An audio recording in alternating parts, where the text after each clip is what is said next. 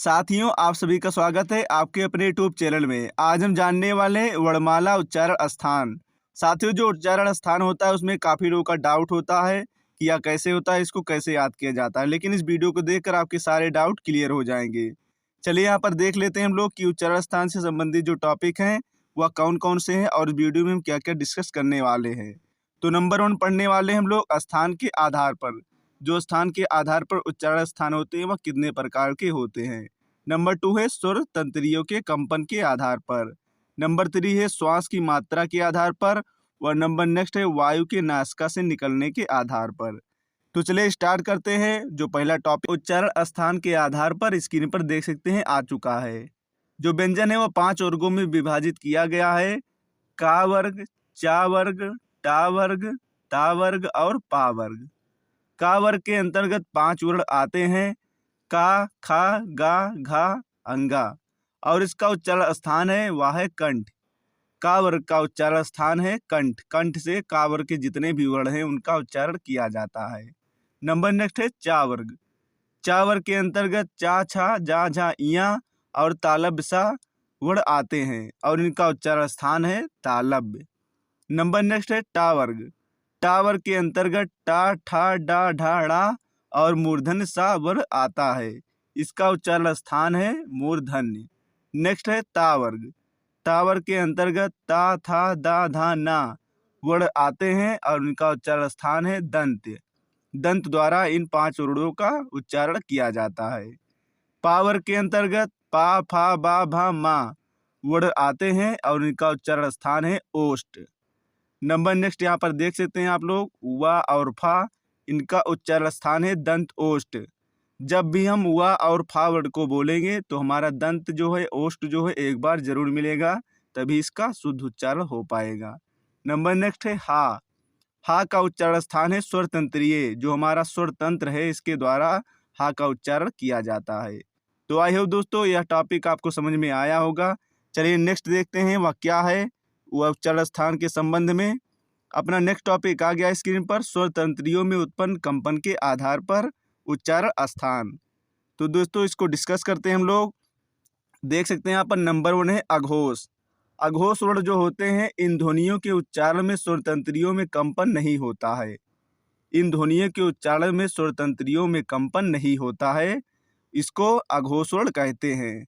और इसका पहचान आप लोगों को बता दें कि जो कचट तप होता है एक ट्रिक है का वर्ग से लेके पा वर्ग तक, उसमें प्रत्येक वर्ग के प्रथम और द्वितीय वर्ण जो कचट तप से लेकर आप बता दें आपको कि का, चा, टा, ता, पा, का वर्ग से लेकर पा वर्ग के अंतर्गत बीच में प्रत्येक वर्ग के प्रथम और द्वितीय वर्ण जो हैं और फा, तालब्य सा और मूर्धन्य सा और सादा जो सा है सरल वाला सा है, ये वर्ण अघोष वर्ण के अंतर्गत आते हैं। नंबर नेक्स्ट है सघोष वर्ण। सघोष जो है इन ध्वनियों के उच्चारण में स्वर तंत्रियों में कंपन होता है। जितने भी सघोष वर्ण आप बोलेंगे उनके उच्चारण में स्वर तंत्रियों में कंपन उत्पन्न हो जाता है। उन वर्णों को सघोष वर्ण कहते हैं। प्रत्येक वर्ग के तृतीय, चतुर्थ और पंचम वर्ण तथा ड़ा, ढा, जा, रा, ला, वा, हा एवं सभी स्वर, जो सभी स्वर हैं वो सघोष स्वर के अंतर्गत आते हैं। जो सभी स्वर हैं उनका उच्चारण स्थान सघोष के तहत किया जाता है साथियों। चलिए देखते हैं नेक्स्ट है अपना टॉपिक इससे संबंधित, वह है श्वास की मात्रा के आधार पर। तो आपको बता दें कि श्वास की मात्रा के आधार पर जो होते हैं उच्चारण स्थान वह आप यहाँ पर देख सकते हैं कि अल्प प्राण। नंबर 1 है अल्प प्राण। अल्प प्राण की परिभाषा बता दें आप लोगों को, इनके उच्चारण में फेफड़ों से बाहर निकलने वाली वायु की मात्रा कम होती है। जब भी आप अल्प प्राण वर्णों का उच्चारण करेंगे तो आपके जो फेफड़े हैं उनसे बाहर निकलने वाली हवा जो है उसकी मात्रा वो अल्प होगी, कम होगी। और इसका एग्जाम्पल देख लीजिए आप लोग, प्रत्येक वर्ग में प्रथम, तृतीय, पंचम वर्ण तथा यार अलावा। यार अलावा जो है वह पिछले वीडियो में बता चुका हूँ आप लोगों को कि यह अंतस्थ व्यंजन के तहत आता है यार अलावा। और प्रत्येक वर्ग में प्रथम, तृतीय, पंचम वर्ण, जो प्रत्येक वर्ग है कचड़ तप का उसके बीच का जो प्रथम वर्ग है और तृतीय वर्ग है और पंचम वर्ग है, इसके तहत जितने भी वर्ण आते हैं और या अलावा इनका उच्चारण स्थान अल्पप्राण के तहत किया जाता है। नेक्स्ट है महाप्राण। इसका परिभाषा आप लोग देख लीजिए। इनके उच्चारण में फेफड़ों से बाहर निकलने वाली वायु की मात्रा अपेक्षाकृत अधिक होती है। जो महाप्राण है या इनके उच्चारण में फेफड़ों से बाहर निकलने वाली वायु की मात्रा अपेक्षाकृत होती है। इसके मतलब हो गया कि अल्पप्राण जो है इसमें वायु की मात्रा कम होती है और महाप्राण में वायु अल्पप्राण की तुलना में इसकी अपेक्षाकृत मात्रा होती है फेफड़ों से निकलने वाली हवा की, वायु की। इसका जो एग्जाम्पल देख लीजिए आप लोग। प्रत्येक वर्ग के द्वितीय और चतुर्थ वर्ण तथा सा हा, ये जितने भी वर्ण हैं प्रत्येक वर्ग के द्वितीय और चतुर्थ वर्ण तथा सा हा जो वर्ण हैं इनका उच्चारण स्थान महाप्राण के अंतर्गत किया जाता है। आई होप आप लोगों को समझ में जरूर आया होगा। चलिए देखते हैं नेक्स्ट जो है टॉपिक वह क्या है इससे संबंधित।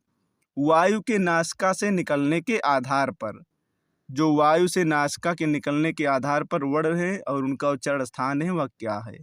आप देख सकते हैं परिभाषा इसकी है नासिक के व्यंजन बोलते हैं इसे हम लोग। हिंदी में पंचवर्गीय व्यंजनों के अंतिम पांचों व्यंजन अर्थात पंचमाक्षर जो कचट तप वर्ग है उसके जो आखिरी वर्ग है, सबसे आखिरी के जो पांचों अक्षर होते हैं उसे हम लोग नासिक व्यंजन के नाम से जानते हैं।